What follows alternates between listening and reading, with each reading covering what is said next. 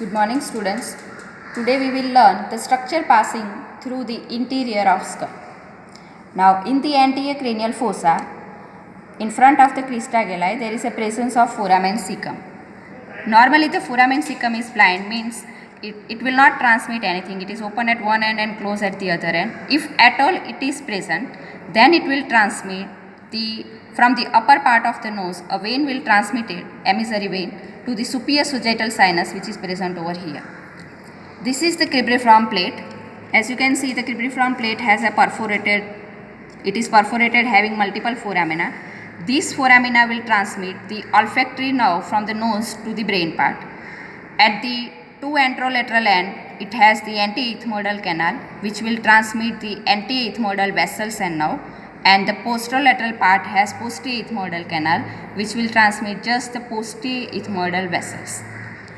Now coming to the middle cranial fossa, it has the optic canal. The optic canal will transmit the optic nerve from the orbit, and along with that ophthalmic artery will pass to the orbit through this optic canal. Next to the optic canal, here there is a superior orbital fissure. Now the superior orbital fissure is divided by a round shaped ring in the middle, that is called as ring of Zinn. So it divides the superior orbital fissure into three parts: the lower part, that is the medial part, the middle part, and the lateral, that is the superior part. So the lowermost part or the medial part will transmit the inferior, the only one structure, that is the inferior ophthalmic vein.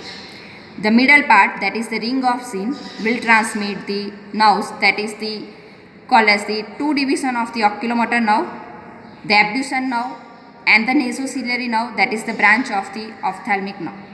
And the lateral part will transmit the superior ophthalmic vein and three other nerve, that is remember as the LFT, the lacrimal nerve, frontal nerve, and the trochlear nerve.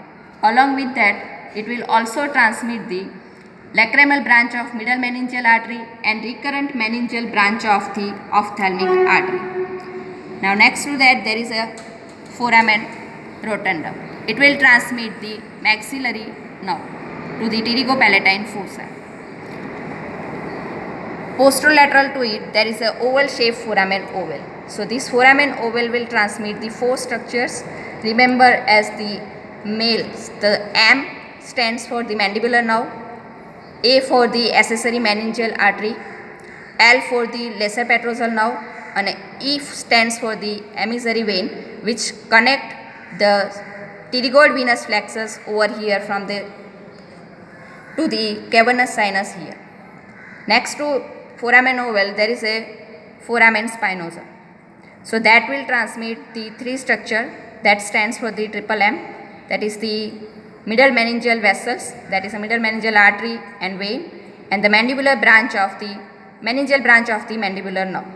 Sometimes medial to the foramen oval, the emissary sphenoidal foramen or foramen of Vesalius may present. If at all it is present, then it will transmit the emissary vein, which connect cavernous sinus with the pterygoid venous plexus below.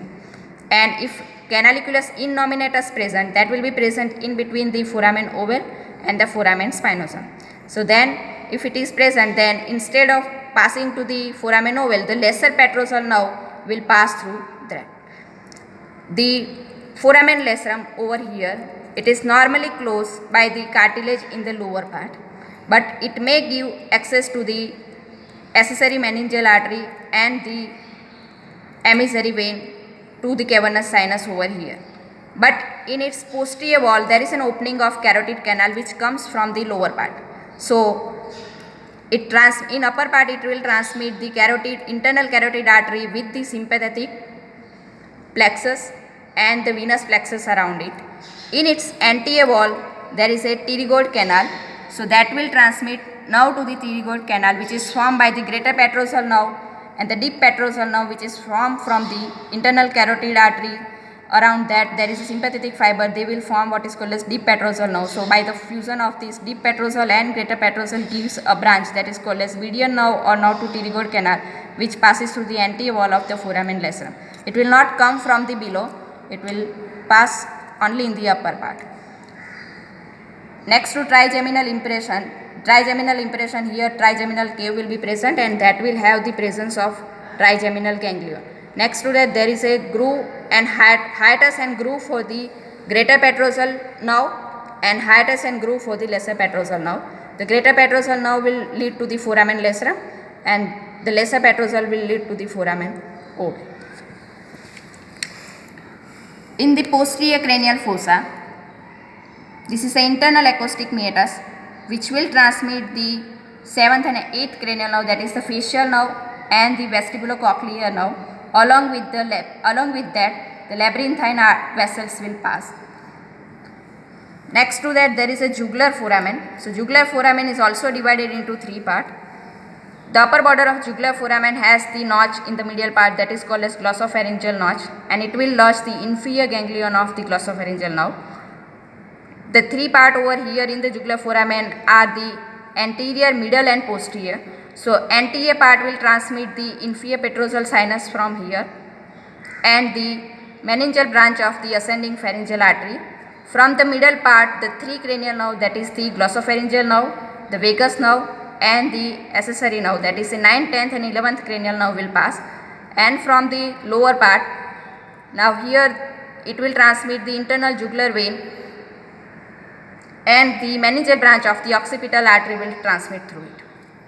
From the hypoglossal canal, the 4th structure pass, that is the hypoglossal nerve, the meningeal branch of the hypoglossal nerve, the branch of the ascending pharyngeal artery and the emissary vein which connect here the sigmoid sinus with the suboccipital venous plexus. If at all the posterior canal is open, then it will also transmit the emissary vein which is connecting the suboccipital venous plexus with the sigmoid plexus. And this is the largest foramen, that is the foramen magnum. From its anterior narrow part, 3 structures that is which are attached to the clivus, that is the apical ligament of Dance, the membrana tectoria and upper vertical band of the cruciate ligament will pass. From the posterior broader part, it will transmit the lower part of the medulla along with the 3 meninges, and in between the meninges it will transmit the 2 vertebral artery along with the sympathetic plexus around it, the 1 anterior spinal artery, 2 posterior spinal artery and the spinal part of the accessory nerve.